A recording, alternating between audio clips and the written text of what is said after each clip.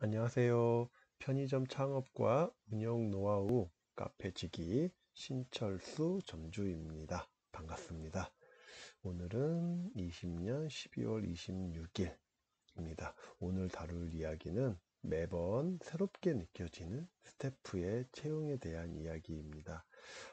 저는 20년간 그 6개 점포를 관리하고 운영하고 있습니다. 그래서 뭐 일주일에 꼭 뭐 한 명이든 두 명이든 이렇게 면접을 보고 근로계약을 체결을 하게 되는데요. 할 때마다 늘 매번 새롭게 느껴져요. 스태프의 채용이. 그러니까 그만큼 그때그때마다 달라지는 것도 많고, 그 매번 하면서 부족했던 점을 느끼고, 그 다음은 조금 보완해야 될 점도 느끼다 보니까 매번 이런 스태프의 채용이 매번 새롭게 느껴지는 것 같아요. 그래서 그거에 대한 이야기를 함께 공유하면 어떨까 싶어서 이렇게 글을 올리게 되었습니다.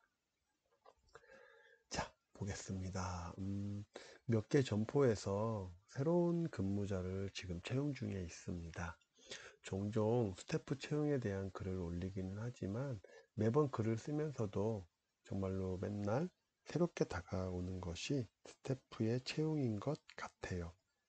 그래서 뭐 다시 한번 그 순서대로 어떤 프로세스를 가지고 스태프를 채용하고 있는지에 대해서 한번 좀 정리해 볼 겸 해서 한번 글을 써봤습니다.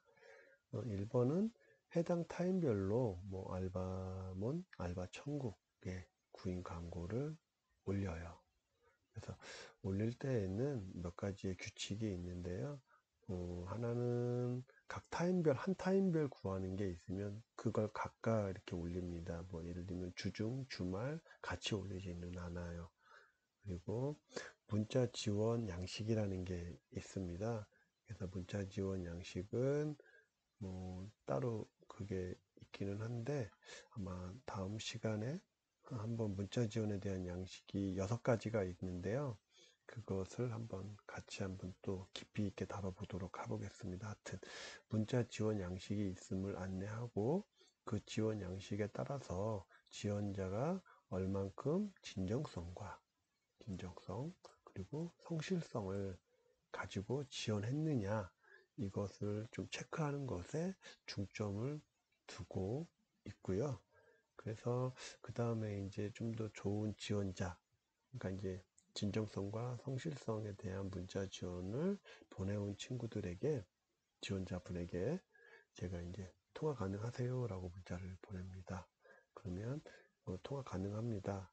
라고 했을 때 통화를 통해서 간략하게 이제 지원한 점포에 대한 어떤 근무에 대한 내용, 그리고 뭐 급여 정산에 대한 내용, 그리고 뭐 휴무라든지 그런 여러 가지 부분에 대한 부분들을 간략하게 제가 설명을 하고요. 그래서 그것을 뭐 내가 이렇게 간략하게 설명하고 이거에 동의하십니까? 라고 하면 저희가 면접 스케줄을 잡도록 하겠습니다. 라고 이렇게 안내를 합니다. 그래서 그쪽에서 동의를 구해 주시면 상호간 면접, 경력자는 인터뷰라고 저희가 지칭을 좀 해요. 그래서 상호간 면접 일정을 저희가 확인하고요. 그래서 이제 면접 날짜를 잡죠. 면접은 면접 기록표, 그러니까 저희 자체적으로 제가 만든 면접 기록표라는 게 있습니다. 이 기록표가 없으면 제가 늘 뭐 케이스 바이 케이스처럼 주관적으로 면접을 볼 확률이 높아지잖아요. 그것은 결국 좀 더 좋은 채용과는 좀 더 멀어진다라고 생각을 해요. 그래서 어떤 규정에 입각한 면접 기록표에 의해서 상세하게 그리고 꼼꼼하게 안내를 하고 지원자로부터 동력 확정을 받아요. 그러니까 제가 이 면접 기록부에 있는 내용들을 상세하게 설명을 한번 드릴 테니까 이걸 듣고 괜찮으시면 동의를 해주시면 근로계약 체결로 이루어지도록 하겠습니다. 라고 이렇게 안내를 하는 거죠. 그래서 동의를 받고 근로계약 체결을 이제 하겠죠. 그리고 인수인계 날짜를 확인을 해요. 왜냐하면 경력자가 됐든 또 무경험자가 됐든 우리 매장만의 또 스타일이 있는 거잖아요. 그거를 알아서 해주겠거니는 별로 좋지 못한 결론을 나타내는 것 같아요. 그래서 조금 그 교육 과정에 어떤 임금을 우리가 지급하는 한이 있더라도 인수인계 일정 꼭 갖고 가시는 게 좋은 것 같아요. 그 다음에 이제 근로계약서를 작성하고 인수인계 교육과 근무 시작 전 문자를 통해 변동사항 유무를 체크합니다. 그러니까 이렇게 해서 근로계약을 체계로 끝났어요. 오늘이 인수인계 교육 받는 날이야.